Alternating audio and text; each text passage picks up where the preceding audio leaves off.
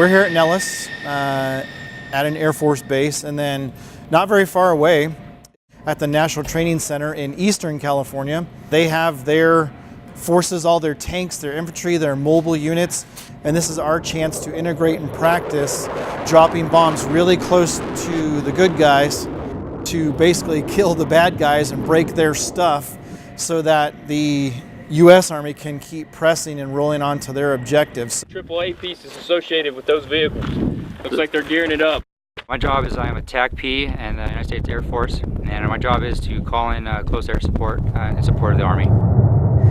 The B-1s, they have some very good capabilities as far as being able to stay aloft for a really long time and carry a lot of weapons.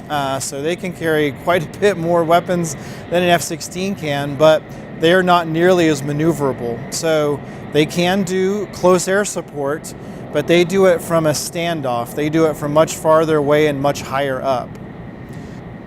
With the F-16, we carry fewer bombs, but the bombs that we do carry are very well made for the job that they're doing as far as going after small pockets of bad guys, basically, and being able to blow up vehicles and blow up meetings of where we know that there might be terrorists or anything else that we want to blow up there.